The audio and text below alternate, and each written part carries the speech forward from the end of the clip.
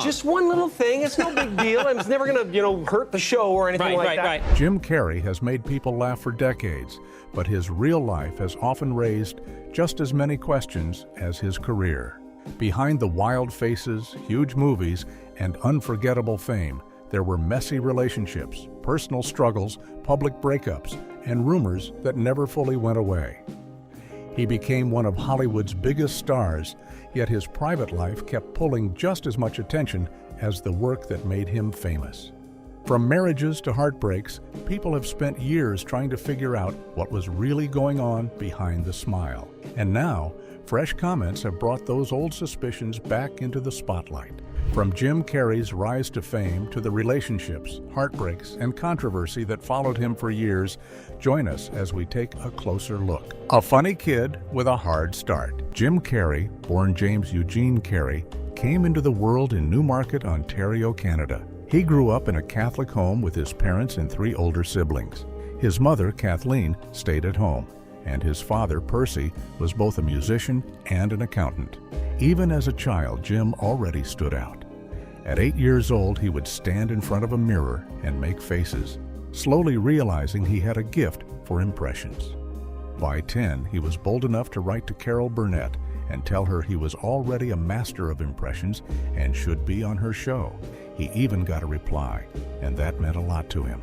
But while he clearly had talent, life at home was far from easy. His family moved around Ontario, from Scarborough to Burlington, and for a time their money problems became so serious that they were homeless and living in a Volkswagen van. Jim and his brother even spent months in a tent at Charles Daly Park near Lake Ontario. Things got a little better when his father found work at a tire factory, but that came with a price.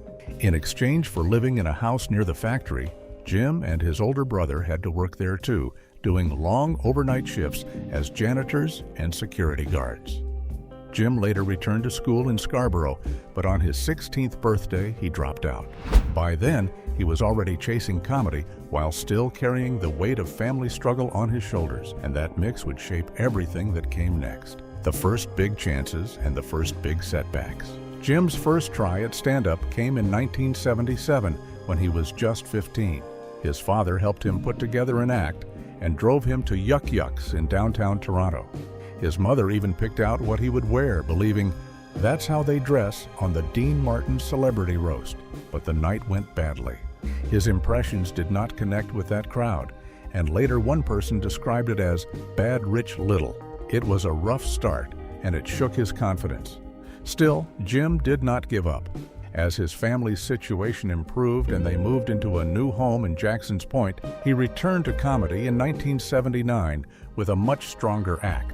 That led to his first paid job, a 20-minute set that earned him 20 Canadian dollars. After that, he went back to Yuck Yucks, the same place where he had once failed, and slowly turned himself into a regular.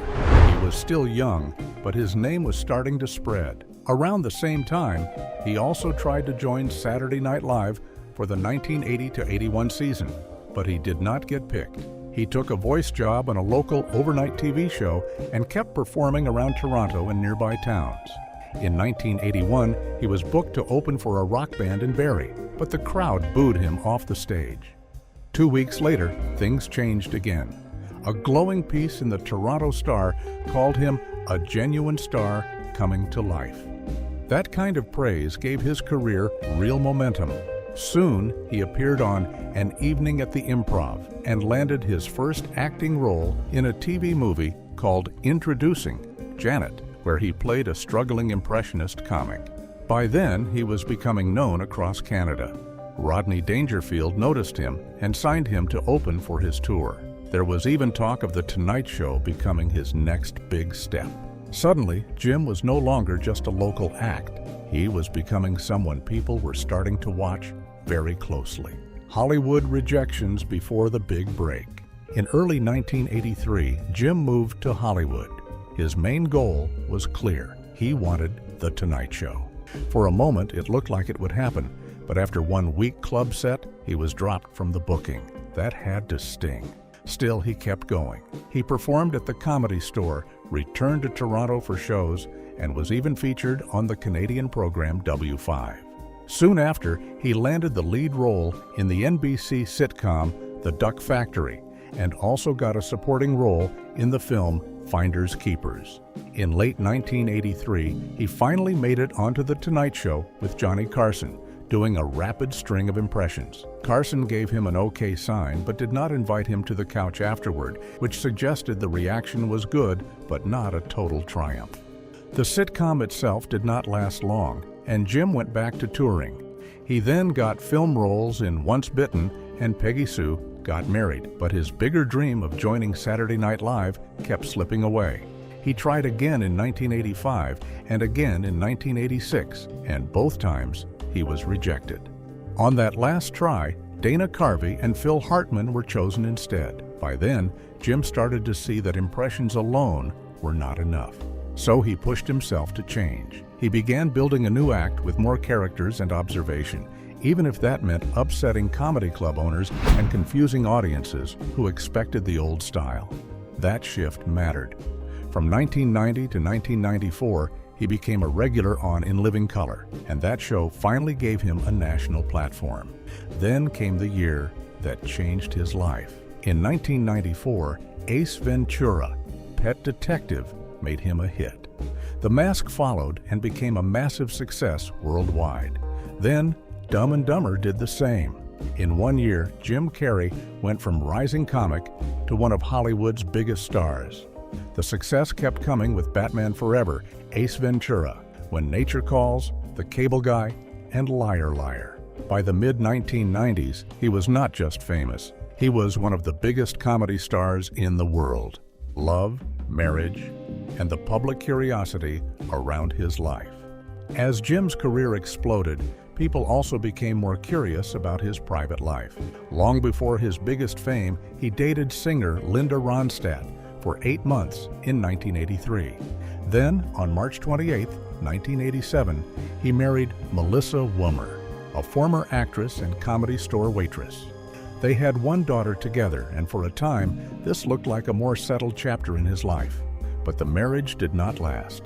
Jim and Melissa divorced in 1995, right around the same period when his career was hitting a whole new level.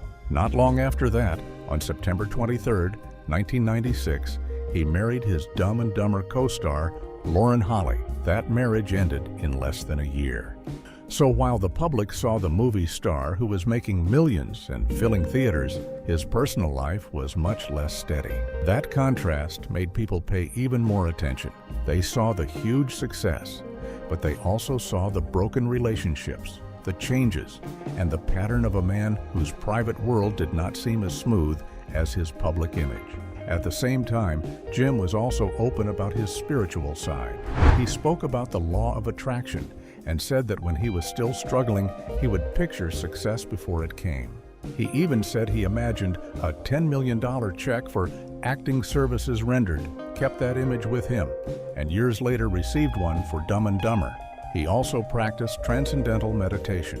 All of this added to the image people had of him, a man who was funny, intense, driven, and always searching for something deeper.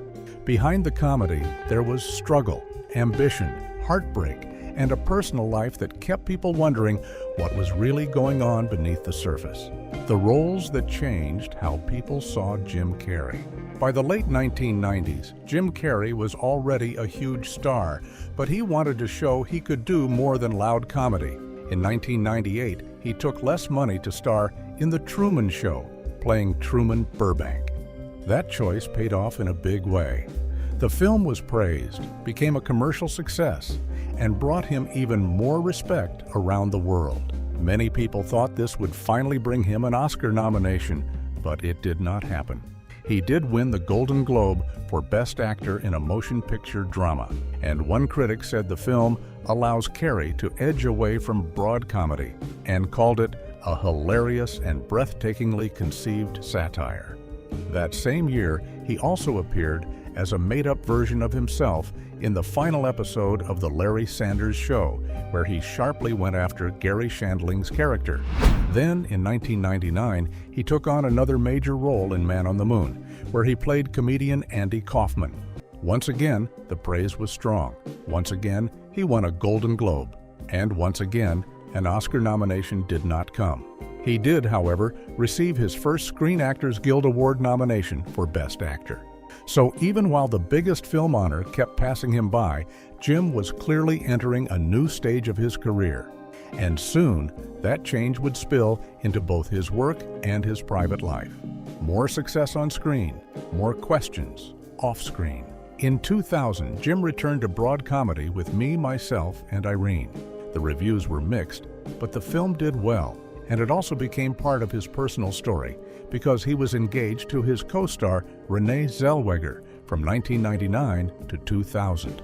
That same year, he played the lead in How the Grinch Stole Christmas, which became one of the biggest Christmas hits ever, even as critics were divided. In 2003, he starred in Bruce Almighty, which made huge money worldwide. Then, in 2004, he gave what one reviewer called his best, most mature, and sharply focused performance ever in Eternal Sunshine of the Spotless Mind.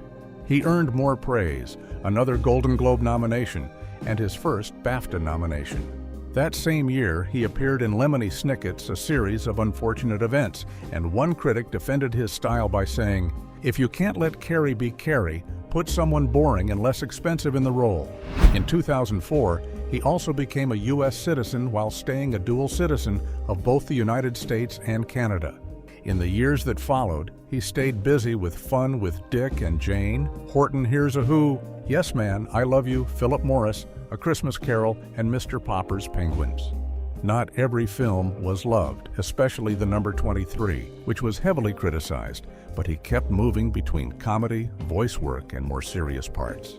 Off-screen, his life stayed just as watched. He has said he dealt with depression and used Prozac for years before later saying he no longer takes medication and avoids coffee, alcohol, and drugs. In 2002, he was in a relationship with January Jones. In 2005, he met Jenny McCarthy, and by June 2006, they made their relationship public. They split in April 2010, though McCarthy later said they had remained good friends. Then in early 2011, he was seen holding hands with Anshel Joseph, which quickly led to dating talk. By then, his private life had clearly become part of the public story around him. But while that side of his life kept drawing attention, his career was also starting to change in ways people could not ignore. A career that started shifting. By the early 2000s, Jim Carrey's career had clearly entered a different phase. He was still getting major roles, but the results were not always the same as before. In 2013, he starred with Steve Carell in The Incredible Burt Wonderstone. Jim played Steve Gray, a risky street magician who ends up overshadowing Carell's character, Burt Wonderstone. But the film did not do well. Reviews were mixed, and it made only a little over $27 million against a $30 million budget. Around that same time, he also appeared in Kick-Ass 2 as Colonel Stars and Stripes. But before the movie even came out, Jim stepped back from supporting it. After the Sandy Hook school shooting, he posted that, "Now, in all good conscience, I cannot support that level of violence." That was a strong public move, and it showed how much his views were starting to shape how people saw him. At the same time, there was also confusion around Dumb and Dumber 2. In 2012, it sounded like the sequel was finally happening, with Jim and Jeff Daniels returning. Then reports said Jim had left because he felt the studios were not enthusiastic enough. But later that year, news came out that the script was done, and both actors were back on board. The movie would finally be released in 2014. So even in his career, there was a pattern starting to show. One step forward, one step back, and a public that was never quite sure what would happen next. Books, art, and a different side of Jim. As his film path became less steady, Jim started showing other sides of himself more openly. In March 2013, he announced that he had written a children's book called How Roland Rolls. He described it as kind of a metaphysical children's story, which deals with a lot of heavy stuff in a really childish way. It was released later that year, and it showed that his mind was moving toward deeper and more reflective ideas. Around the same time, he also released a parody music video through Funny or Die called Cold Dead Hand, which mocked American gun culture and former NRA spokesman Charlton Heston. Then in 2014, he gave the commencement speech at Maharishi University of Management in Iowa and received an honorary doctorate for his work as a comedian, artist, author, and philanthropist. A few months later, Canada Post honored him with a limited edition stamp featuring his portrait. In 2015, he was a producer on the documentary Rubble Kings. By 2017, another big part of his life was becoming impossible to miss: his art. A short documentary called I Needed Color showed his passion for painting and his time in the studio. That same year, another documentary, Jim and Andy, The Great Beyond, looked back at the intense behind-the-scenes story of Man on the Moon, especially how he stayed fully in character as Andy Kaufman. He also moved into television again. Showtime aired I'm Dying Up Here, which he executive produced, and later announced Kidding, where Jim would star and reunite with Michelle Gondry. That show lasted 2 seasons. So while many still knew him first as a comic actor, Jim was now showing a more serious and creative side. Jim Carrey became more vocal and more controversial. In a 2004 interview, Jim reportedly said, "I'm a Buddhist, I'm a Muslim, I'm a Christian." A few years later, in 2009, he appeared alongside Eckhart Tolle and described a spiritual experience by saying, "I was no longer a fragment of the universe. I was the universe." He also paid tribute to Tolle by impersonating him. That same year, he stepped into one of his most controversial public debates. He wrote an article questioning vaccines and autism, and with Jenny McCarthy, he joined the Green Our Vaccines March in Washington. He argued that children were getting too many vaccines too soon, many of which are toxic. On Larry King Live, he also said autism is preventable and treatable, and added, "There's an autistic child on every block. Autism is the canary in the coal mine. I believe that it's telling us that this vaccine program is imbalanced." Those comments brought heavy criticism. Then in 2015, after California changed its vaccination law, Jim called Governor Jerry Brown a corporate fascist who was poisoning children. By 2017, he was drawing attention in other ways too. During a speech at a Homeboy Industries event, he told the room, "I want to speak to the fact that I believe that this room is filled with God and that you are heroes to me and I admire you." He also said, "You've made the decision to walk through the gate of forgiveness, of grace, just as Christ did on the cross." That same year, he began sharing political cartoon drawings online, including sharp images of Donald Trump and Sarah Huckabee Sanders. In 2018, those works became part of an exhibition in Los Angeles called Indignation. Then in 2019, one drawing caused international backlash after he criticized fascism by showing Benito Mussolini's death, leading Mussolini's granddaughter Alessandra to call him a bastard and dismiss his art as dirty paper. By then, Jim was no longer just being discussed for movies. He had become a figure people argued about. The relationship with Cathriona White. But the most painful and serious part of this story centered on Cathriona White.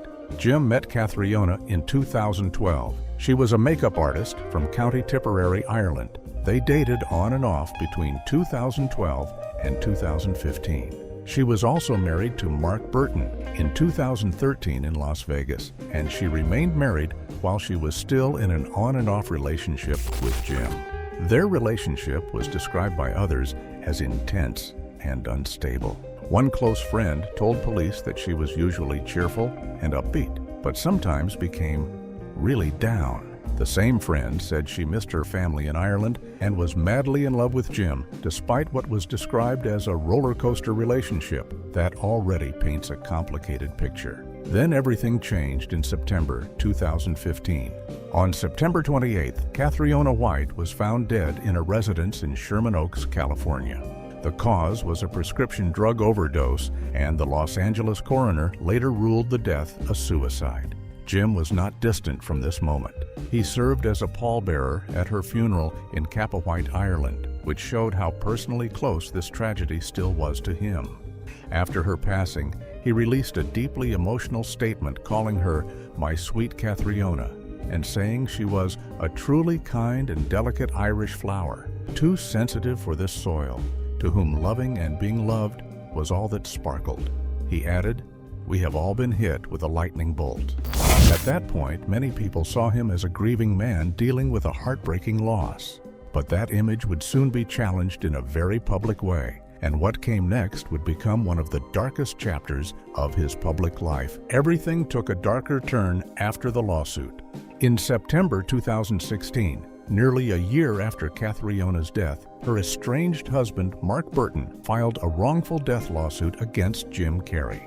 The lawsuit claimed that Jim had used his immense wealth and celebrity status to illegally obtain and distribute prescription drugs that were involved in her death. According to the claims, Jim had supposedly acquired pills under the name Arthur King with help from a doctor, and those drugs were later used in the overdose. Burton argued that Cathriona's past depression and earlier suicide attempts should have made it clear that giving her access to such drugs was dangerous. The lawsuit said the result that followed was foreseeable and predictable. The accusations went even further. Burton's side claimed Jim had surveillance cameras watching Cathriona and that neither he nor his assistant alerted authorities even after noticing that she had not left the house for 24 hours. Another claim was that Jim sent Cathriona a text message on September 27th, after she was already dead, asking about the missing prescriptions. Burton's side argued that this was not an innocent message, but a cover-up, saying Jim knew full well what had happened and was trying to protect himself. Burton also claimed Jim offered to pay for the funeral to appear generous, but later backed away. Publicly, Burton said he wanted to destroy the idea of Jim as a grieving good guy, arguing that his behavior before and after Cathriona's death had been careless and dishonest. At that point, the story was no longer just about grief. It had become a legal fight over responsibility, image, and what the public was supposed to believe. The ugly claims, the texts, and Jim's response. The case grew even uglier when more allegations became public. Another wave of attention came when text messages allegedly exchanged between Jim and Cathriona were released. Some of those messages showed Cathriona talking about dead loved ones during Christmas, only for Jim to allegedly interrupt with a crude sexual question. Other messages suggested she was worried about sexually transmitted infections and wanted to get checked. At one point, Jim allegedly replied, "Aggravated follicles or bumps are normal when you shave or have vigorous SX." In another exchange, when she worried more openly, he told her, "I hope you're okay, hun. It could be from someone before me. Doesn't show up until you're really stressed. It should be fine, though." Shortly afterward, Cathriona discovered she had herpes type 1, herpes type 2, and gonorrhea. Burton's side used all of this to argue that Jim's public image was false, saying Jim Carrey's public persona is a fraud, and adding that he was someone who could text about his body in the same breath as deceased loved ones at Christmas. Burton's lawyer said they had recovered nearly every text, picture, and email between them and claimed the evidence would show that Jim and his team were not shooting straight with the media or the public. Jim strongly denied the accusations. In response to the lawsuit, he said, "What a terrible shame." He added that he could have made the case go away quietly, but that there are some moments in life when you have to stand up and defend your honor against the evil in this world. He also said, "I will not tolerate this heartless attempt to exploit me or the woman I loved," and insisted, "Kat's troubles were born long before I met her, and sadly, her tragic end was beyond anyone's control." His lawyer, Marty Singer, also pushed back hard, calling the lawsuit full of falsehoods and saying Cathriona stole the pills rather than receiving them from Jim. So the public was left watching two completely different stories unfold at once. One painting Jim as a reckless star hiding behind his fame, and the other painting him as a grieving man being exploited after a tragedy. The legal end and the image he carried forward. In October 2016, Cathriona White's mother, Bridget Sweetman, also filed a wrongful death lawsuit against Jim. That meant the pressure on him was coming from more than one direction. But the legal fight did not last forever. On January 25th, 2018, both lawsuits were dismissed, and attorneys on both sides confirmed there would be no further legal proceedings. In 2018, Jim Carrey was no longer facing the wrongful death lawsuit in his girlfriend's overdose. Still, even when the legal case ended, the public damage did not simply disappear. Around this period, Jim's public life kept moving. In June 2018, he was cast as Dr. Ivo Robotnik in the Sonic the Hedgehog film. When the movie came out in 2020, his performance was praised, and some even called it one of his best in years. He returned again for Sonic the Hedgehog 2 in 2022, which gave him the best opening weekend of his career up to that point. He also published memoirs and misinformation in 2020, appeared briefly on Saturday Night Live as Joe Biden during the final stretch of the 2020 election, and later stepped away after saying his deal had only been for 6 weeks. In 2022, he appeared as the narrator on The Weeknd's album Dawn FM, and even brought back his old cable guy character for a Verizon Super Bowl commercial. In his personal life, he was seen at the 2019 Golden Globes party with Ginger Gonzaga, though that relationship ended in less than a year. He kept working and even found new hits, but by then, his story was no longer just about comedy and success. It had become tied to controversy, heartbreak, and a public image that many people felt looked very different once the details started coming out. And after years of controversy, distance, and public questions, his next big appearance would remind everyone that people were still watching closely. A new appearance brought old questions back. By early 2026, Jim Carrey was back in the spotlight, and not just because he received an honorary César Award in Paris on February 26th. The bigger surprise was how much public attention his appearance got. Photos and videos from the event spread quickly online, and many people focused on how different he looked. Some said he looked unrecognizable, while others even pushed the idea that it was not really him at all, but a look-alike. That talk grew even more when drag artist Alexis Stone shared a post that seemed to suggest he had impersonated Carrey, showing event images along with a mask, fake teeth, and a wig. But Jim Carrey's representative made it clear that it really was him, and César Awards delegate Gregory Collier also shut down the rumors. He explained that Carrey had worked on his speech in French for months, asking about the exact pronunciation of words, and said he came with his partner, his daughter, his grandson, and other close family and friends. That same night also revealed something much more personal. During his speech, which he delivered fully in French, Jim publicly confirmed his relationship with Minzy, also known as Min Ah. He called her his sublime companion and said, "I love you, Min Ah." She was seated with his daughter Jane and his grandson Jackson, showing just how close she already was to his family.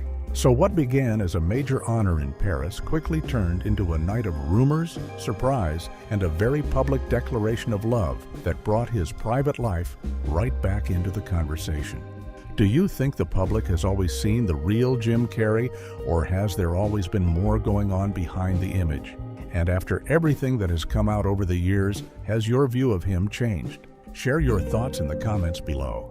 And don't forget to hit like, subscribe, and stay tuned for more incredible stories from Hollywood's fascinating history. See you next time.